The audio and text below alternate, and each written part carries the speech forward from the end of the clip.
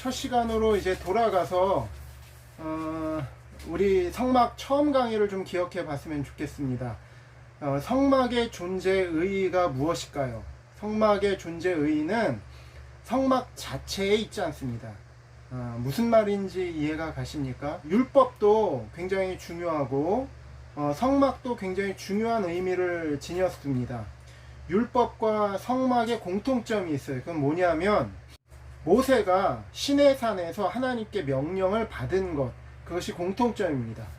율법도 시내산에서 하나님께서 모세에게 직접 명령하셨고 이스라엘에게 어떻게 살라라 하는 규범을 가르쳐 주신 거였죠. 마찬가지로 성막도 하나님께서 시내산에서 어떻게 만들어라 라고 직접 명령해 주시는 것입니다. 그런데 율법과 성막이 중요한 거긴 하지만 그걸 뒤집어서 말하면 전혀 중요하지 않은 것일 수도 있습니다. 이게 무슨 말입니까? 굉장히 모순적인 가르침 아니겠습니까? 중요하다고 하면서도 중요하지 않다. 이건 무엇이냐면 누군가 그랬잖아요. 손가락 가리키면서 저 달을 가리켰어요. 딱 달을 가리키니까 사람들이 손가락만 본다는 거죠. 원래 이 손가락의 의미는 뭐예요? 달을 보라고 하는 거잖아요. 달을 보라고 하는 건데 사람들이 손가락만 보고 있다는 겁니다. 마찬가지예요. 이 성막도 성막이 가리키는 것이 있어요. 성막이 가리키는 것이 있는데 이스라엘 사람들은 결론적으로 무엇만을 바라봤다? 성막만을 바라봤고 성막 자체를 너무나도 절대적인 것으로 바라봤어요. 이제 이 성막이 나중에는 솔로몬 시대에는 이제 성전이 됩니다. 이제 건물로 지어져서 이제 성전이 되는데 이 성전도 성막의 양식을 따라 만들어진 겁니다. 이스라엘 사람들한테는 이 성전이 너무나 중요한 의미가 됐습니다. 그러나 굉장히 아이러니컬하게도 이스라엘 사람들은 이 성전에 주목하느라고 예수 그리스도를 보지를 못했어요. 마찬가지입니다. 우리가 이 성막을 공부하는 이유가 굉장히 중요합니다. 우리가 성막 자체보다도 성막이 가리키고 있는 것, 그것이 바로 예수 그리스도요, 교회와 예수 그리스도의 관계라는 것에 우리가 마음을 기울였으면 좋겠습니다. 처음에 그래서 제가 모델하우스를 얘기했잖아요. 모델하우스는 나중에 실제 건물이 딱 지어졌을 때는 어떻게 된다고요? 허물어뜨려야지 됩니다. 모델하우스는 주인공이 될 수가 없습니다. 모델하우스는 실제 건물을 가리키고 있는, 가르쳐주는 그 성실한 기능만 하면 그 기능은 이제 완수하는 거가 되겠죠. 성막을 가리키려고 하는 본래 의미도 그런 것입니다. 처음에 제가 하나님의 나라에 대해서 여러분들에게 말씀을 드렸습니다. 하나님의 나라가 여러분의 마음속에 있으십니까? 그것은 다른 말로 말하면 하나님의 성전이 여러분의 마음속에 있으십니까? 그런 의미가 되겠죠. 우리 지난 시간에 성막의 비밀에 대해서 여러분들에게 말씀을 드렸습니다.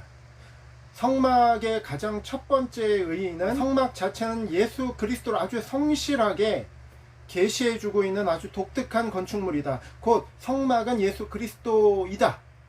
예수 그리스도를 가르치고 있다 라는 의미에 대해서 여러분들에게 말씀을 드렸고, 두 번째는 성막은 하나님이 계신 장소, 그것은 어디입니까? 지성소에 있는 성궤, 언약의 궤 위에 있는 속죄소, 그리고 시은좌, 그곳에 좌정하신 그 하나님 앞에 앞으로까지 가는, 하나님께로 가는 유일한 길을 설명하고 있다 라는 것에 대해서도 여러분들에게 말씀을 드렸습니다. 그리고 지난주에 세 번째로 전체 성소라고 일컬어지지만 그 성소를 두 곳으로 이렇게 나누어 보면 성소와 지성소로 나누어진다고 말씀을 드렸습니다. 그리고 이 성소와 지성소를 가로막고 있는 이 성소의 휘장, 이것의 의미에 대해서도 여러분들에게 말씀을 드렸습니다. 이 둘째 휘장인 성소의 휘장은 굉장히 두껍고 철저하게 이 성소와 지성소를 이등분하고 있었습니다. 아무나 이 성소를 뚫고 지나갈 수가 없었습니다. 그러나 예수님께서 예루살렘 성 밖 갈보리 십자가에서 피를 흘려 돌아가시자마자 그 성 내에 있는, 성전 안에 있는 성소와 지성소를 나누고 있는 휘장이 위에서부터 아래까지 찢어졌다는 사실을 우리가 지난 시간에 배울 수가 있었습니다. 예수님이 돌아가시자마자 이 성소의 휘장이 찢어졌습니다. 그리고 성경은 아주 의미심장하게 이 사건에 대해서 아주 객관적으로 아주 담백하게 설명하고 있습니다. 이것은 무슨 의미인지에 대해서 지난 시간에 여러분들에게 가르쳐 드렸습니다. 교회인 신부와 교회의 머리 대신 신라이신 예수 그리스도는 연합할 수가 없었어요. 이 둘째 휘장 때문에. 이 둘째 휘장은 무엇을 의미하느냐? 이 하나님의 거룩하심과 이스라엘의 불결함의 차이, 이것을 가르치고 있다고 했습니다. 이 차이 때문에 신랑과 신부는 연합할 수 없었다고 말씀을 드렸죠. 그러나 이 휘장이 찢어짐으로 인해서 신부인 교회는 신랑 앞에 담대히 나아갈 수 있게 되었습니다. 신랑과 신부는 만날 수 있게 되었고 연합할 수 있는 관계가 되었다고 말씀을 드렸습니다. 여러분, 이것이 성막의 비밀 중에 비밀이라 할 수가 있겠습니다. 지난 강의를 여러분 성실히 보셨다면 이제 성막의 구조에 대해서 대충 머릿속에 그려지실 수 있을 거라고 생각을 합니다. 자, 그런데 제가 그래서 이제부터는 그림을 실지 않을 겁니다. 여러분 마음속에 있는 성막을 한번 생각해 보셨으면 좋겠어요. 이스라엘의 진이 동서남북으로 이렇게 깔려져 있고, 이스라엘의 진 중에 성막이 정가운데에 펼쳐져 있습니다. 누구든지 하나님께 나아가고자 하는 자는 제물을 들고 성막의 출입문, 동쪽으로 향한 출입문 앞으로 나오고 그곳에서 번제단에서 제물을 드리고 잡아드리고 이제 피를 뿌리고 하나님 앞에 이렇게 제사를 드렸습니다. 제사장들은 하나님 앞에 이제 물두멍에 가서 자신의 모습을 보고 씻고 이제 성소로 들어갈 준비를 합니다. 자, 여기까지가 성막의 뜰의 모양입니다. 다른 측면에서 여러분들에게 성막의 의미를 이 시간 마지막으로 가르쳐 드릴 텐데 무엇이냐면, 성막은요 뜰의 지경이 있죠. 뜰에는 놋제단과 물두멍이 놓여져 있습니다. 그렇죠? 여기서 이스라엘은 제물을 잡고, 그리고 제사장들은 자기의 몸을 살피면서 씻었어요. 그런데 이 뜰의 이 과정들, 이 출입문을 지나고 제단을 지나고 물두멍을 지나서 성소 앞에 이르기까지의 과정을 우리가 어떻게 보냐면 예수 그리스도의 지상사역이라고 말하기도 합니다. 생각해보면 이런 가르침들이 굉장히 일리가 있습니다. 왜냐하면 예수님께서의 지상사역이란 무엇을 말하죠?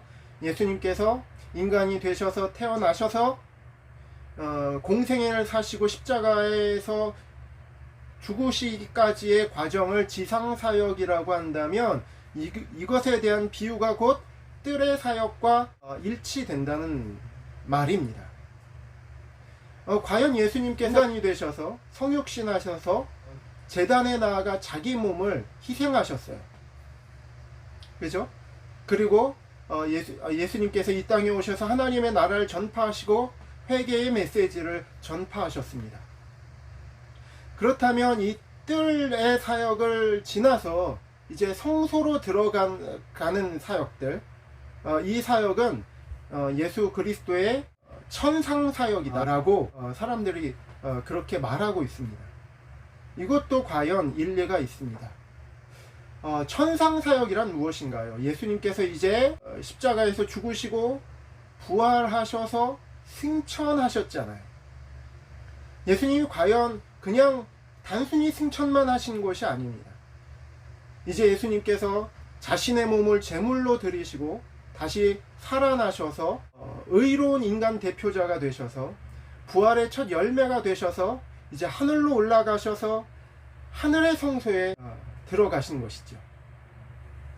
예수님께서 부활하셔서 예루살렘에 있는 건물 성전에 들어가셨다는 내용은 없습니다. 왜냐하면 그것은 모델하우스이기 때문에 그렇습니다.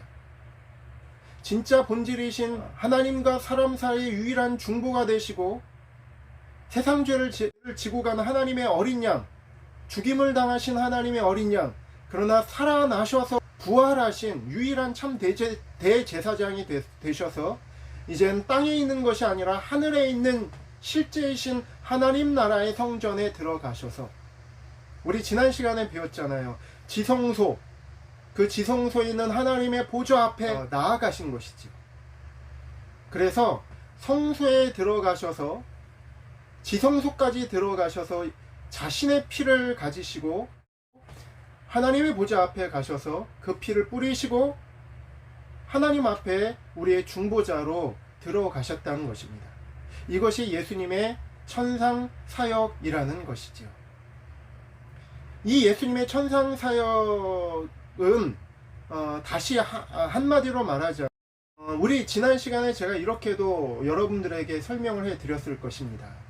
예수님이 왜 부활하시고 승천하셔서 아버지 우편으로 가셨을까요? 그렇게 정해졌기 때문이다, 이렇게 말씀하시면 그것이 맞지요. 하나님의 정하신 바입니다. 근데 그렇게 단순히만 알고 있다면 우리가 그 내막을 통해서 큰 유익을 얻지 못할 것입니다. 예수님 왜 부활 승천하셔서 아버지 우편으로 올라가셨을까요? 한마디로 말씀해 드리자면 그 예수님의 보혈의 피를 가지고 하나님 앞에 나아가서 하나님 아버지 예수님의 이름으로 이 땅 위의 택자들에게 성령을 부으시기 위해서 하늘로 올라가셨다고 보면 그것이 정확한 답이 될 수 있을 것입니다.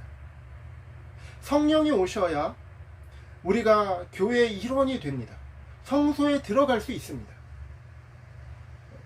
The holy place, 성소에 있었던 것이 무엇입니까? 신구약의 하나님의 백성을 상징하는 진설병상과 금등잔대, 그리고 그 하나님의 백성이 자원해서 드리는 기도와 순종과 헌신을 상징하는 금향단이 있는 그 성소에 제대로 들어갈 수 있게 된다는 말씀입니다. 무엇을 받아야? 성령을 받아야. 우리 요한복음 13장에서 17장까지가 예수님의 6월절 강화입니다. 요한복음에서 가장 강조되고 있는, 요한복음 전체가 참 다 중요한 말씀이죠. 지난주에는 제가 요한복음 6장 말씀에 대해서 강조해서 설명을 드렸는데 오늘 주목해보고자 하는 말씀은 요한복음 13장에서부터 17장까지 이르는 이 긴 말씀. 그런데 이 긴 말씀이요, 사실은 한 자리에서 하신 말씀들입니다. 예수님이 십자가를 지시기 전날 저녁, 그러니까 유대 시간으로 보면 유대의 하루 시작은 우리 현대의 하루의 시작은 언제입니까? 밤 12시부터 딱 1초가 지나면 이제 하루의 시작이지 않습니까? 근데 유대의 시간, 하루의 끝이 저녁 6시였어요. 그러니까 다시 말하면 하루의 시작이 다시 저녁 6시가 기준이었다는 거죠. 그래서 지금 현대로 말하자면 예수님이 십자가 지시기 전날 밤, 벌써 유대의 시간으로는 그 6월절이 된 시간이죠. 그 6월절 저녁 시간, 그 저녁 시간에 말씀하신 이 6월절 강화, 그 6월절 강화에서 예수님께서 가장 강조하신 말씀이 무엇입니까? 이 말씀이요, 요한복음에서 가장 중요한 말씀입니다. 이 말씀을 들을 때, 그 당시 들을 때 그 제자들은 굉장히 아이러니컬하게도 이 말씀 듣기를 주저하고 두려워하고 이해하지 못했어요. 왜냐하면 예수님의 말씀이 내가 너희를 떠나가리라 이렇게 말씀하셨기 때문에 그렇습니다. 내가 너희는 알지 못하는 어딘가로 떠나가리라. 제자들이 듣기에는 얼마나 당황스러운 말씀이었겠습니까? 3년 동안 제자들은 예수님을 쫓아다녔습니다. 모든 것을 버리고 쫓아다녔습니다. 그런데 어느 날 갑자기 예수님이 내가 너희를 떠나가리라 하니 제자들은 당황스럽고 두려웠습니다.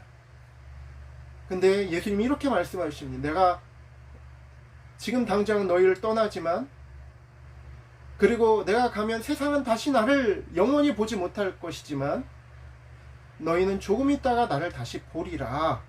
이렇게 말씀하세요. 그러면서 강조하신 말씀이 내가 떠나가면 보혜사 성령께서 너희에게 오실 것이다 라고 말씀하십니다. 6월절 강화의 제일 중요한 주제가 무엇이냐면 너희는 성령을 받으라 라는 말씀에서, 한 말씀에서 귀결이 됩니다.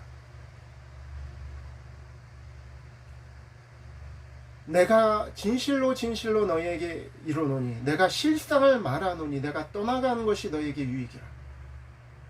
내가 떠나가지 아니하면 보혜사가 너희에게로 오시지 아니할 것이다요.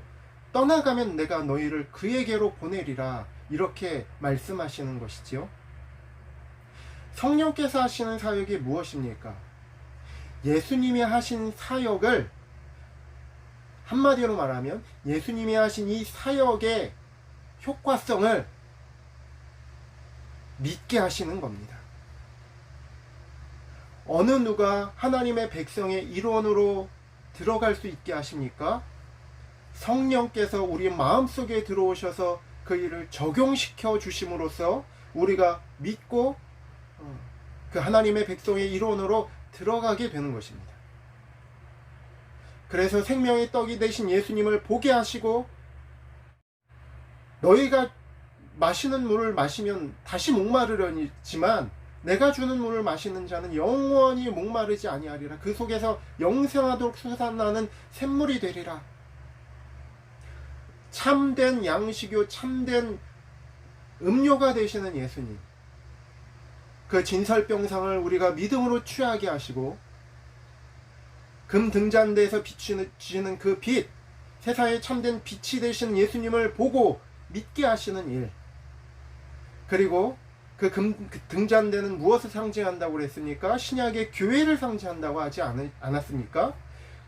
친히 그 믿음으로 말미암아 주님의 몸된 교회의 일원인 성도, 교회가 되게 하시는 일, 그리고 우리의 기도와 헌신과 예배와 순종, 이 금향단에서 하나님 앞에 드려지는 이 향기로운 향기, 이것을 실제로 하나님 앞에 하나님이 받으심직할 만하게 드려질 수 있게끔 우리 안에서 그 일들을 이루시는 분이 누구십니까? 그분이 바로 성령 하나님이십니다. 그래서 성소에 들어가는 일, 그것이 바로 예수님의 천상사역이라는 것입니다. 예수님은 오늘도 하나님 우편에 앉아 계셔서 성령을 보내주셔서, 믿는 자에게 성령을 보내주셔서 이 일을 이루시도록 지금도 열심으로 일하고 계신다는 사실을 우리가 기억해야만 합니다. 예수님은 오늘도 일하십니다. 오늘도 저 하나님 우편에 올라가셔서 앉아 계셔서 온 땅을 두루 감찰하시면서 전심으로 하나님을 찾는 사람들, 자기의 죄악을 인해서 애통하는 사람, 그 한 사람을 찾으신다는 말씀입니다. 우리가 성막을 공부하는 이유가 여기에 있습니다. 신랑과 신부는 막혀 있었습니다. 신부가 신랑의 방에 들어갈 수가 없었습니다. 그러나 이제 예수님께서 신랑의 방에 예수님을 믿는 믿음으로 담력을 가지고 담대하게 그 은혜의 보좌 앞에 담대히 나아갈 수 있도록 오늘도 일하고 계신다는 이 단순하고도 명료한 이 사실에 우리의 마음과 관심을 집중했으면 좋겠습니다. 예수님이 십자가를 보면서 멀뚱멀뚱 예수님이 내 죄를 위해서 십자가를 지셨구나 이러고 넘어가라고 예수님께서 십자가 지시는 것이 아닙니다. 우리가 그 십자가의 대속의 은혜를 믿음과 동시에 예수님께서 그 망할 죄 때문에 나의 그 망할 죄 때문에 십자가를 지셨구나. 하나님이신 그분께서 하나님의 의도가 무엇이겠습니까? 이 십자가를 보며 물두멍에서 자신의 몸을 비추면서 자신의 죄를 회개한 것처럼 회개하게 하기 위해서 예수님께서 이 땅에 오셨다는 것을 꼭 기억했으면 좋겠습니다. 세 번째, 예수님께서는 마귀의 일을 멸하려고 이 세상에 오셨습니다. 마귀의 일. 그렇다면 여러분, 마귀의 일이 뭘까요? 마귀는 온갖 나쁜 짓을 다 행하죠. 모든 나쁜 일, 모든 유혹하는 일, 모든 저주받은 일을 마귀가 다 행하고 있습니다.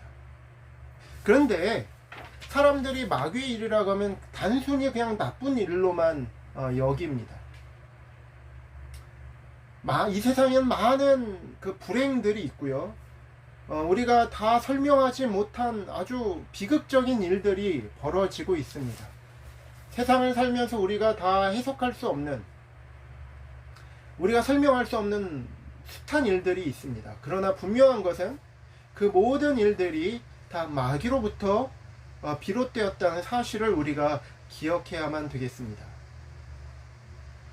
여러분, 근데 주목해야 될 것은 무엇이냐면 마귀가 하는 일, 마귀의 일을 멸하려고 오셨다고 했잖아요. 가장 중요한 건 무엇이냐면 마귀의 일 중에 가장 비중이 있는 일, 그게 무엇이죠? 죄짓게 하는 일이라는 겁니다. 죄짓게 하는 일. 다시 말하면 유혹하는 일.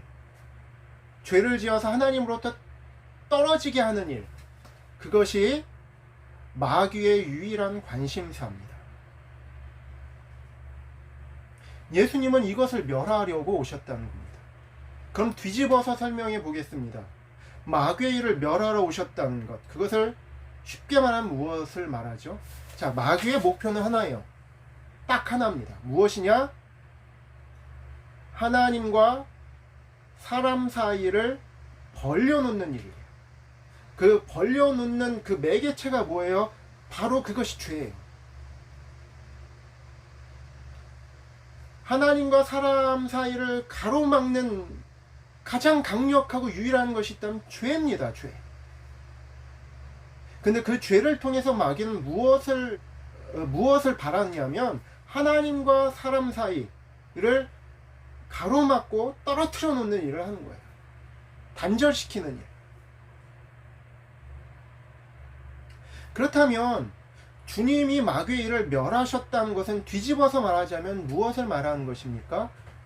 하나님과 단절되었던 그 관계를 다시금 하나님과의 연합으로 뒤집는 일을 하신다는 겁니다. 예수님은 역전의 명수이십니다. 어떤 사람들 그렇게 말합니다. 죄 짓는 일을 밥 먹듯이 하면서 나는 하나님과 화해되었다. 이것처럼 말이 안 되는 일이 어디 있겠습니까? 해결해야 될 죄의 문제가 있으면서 나는 하나님과 동행한다. 이런 사람들이 굉장히 많습니다. 성경은 이런 사람들을 가리켜서 뭐라고 합니까? 양심에 화인 맞은 사람들이라고 하지요. 예수님께서는 마귀의 일을 멸하러, 죄 짓는 일을 어떻게 한다? 스톱하게 하시기 위해서. 하나님의 백성들은 이것을 보는 사람들이에요. 마음에 할례가 있는 사람이에요. 할례는요, 어떤 의미에서 상처입니다. 피 흘림이에요. 할례가 왜 상처입니까? 말할 수 없는 상처예요. 어떤 상처요? 저에게도 상처가 있어요. 예수님이 나를 위해서 십자가를 지셨어요. 이것이 여러분을 각인시키는 마음에 영원히 남는 상처가 되지 않는다면 십자가는 여러분과 상관이 없는 것일 수가 있어요. 그 상처, 좋은 상처죠. 예수님이, 하나님이신 그분이 나를 주목하시면서 그 죄의 몫을 담당하셨어요. 생각해 보세요. 부모님이 나를 위해서 죽으셨다고 생각해 봅시다. 죽는 그 순간까지 그 마음에 상처가 남아있지 않겠습니까? 상처가 전혀 없으면 그 사람은 버린 자식이죠. 마음의 할례란 그런 것입니다. 할례가 무엇입니까? 표예요. 표. 상처의 표입니다. 하나님 백성된 표예요.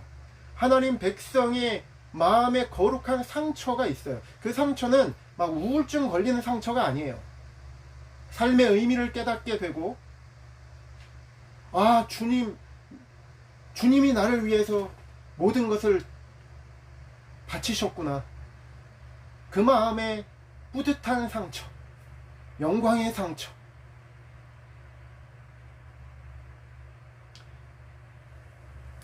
마귀의 일을 멸하러 오셨습니다.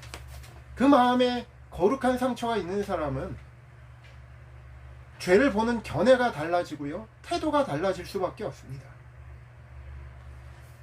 자, 네 번째, 예수님께서 이 땅에 오신 이유는 우리들에게 풍성한 생명을 주시려고 오셨다는 것입니다.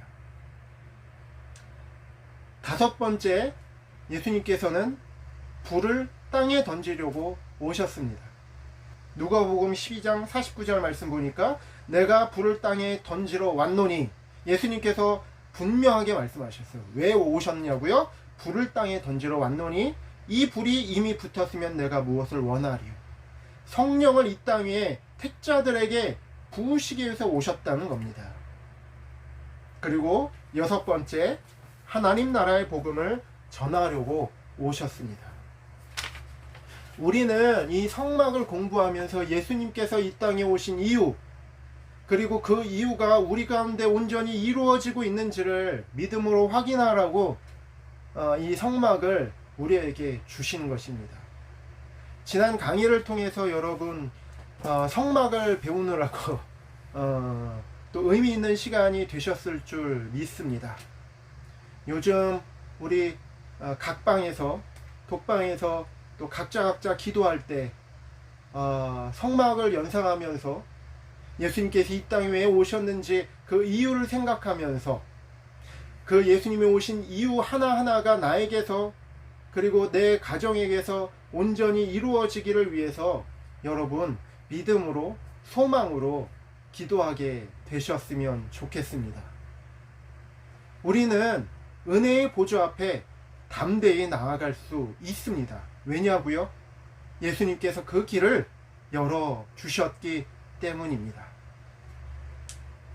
여러분, 이로써 이제 성막 강의는 마치려고 합니다. 생각 같아서는 성막 하나하나, 기둥 하나하나의 의미, 그거 다 공부하고 싶어요. 하지만 대체적인 이 강의를 들으면 성막의 대체적인 의미를 여러분 되새기게 되실 줄 믿습니다. 이제까지 성막의 강의를 이렇게 잘 들어주셔서 감사드립니다.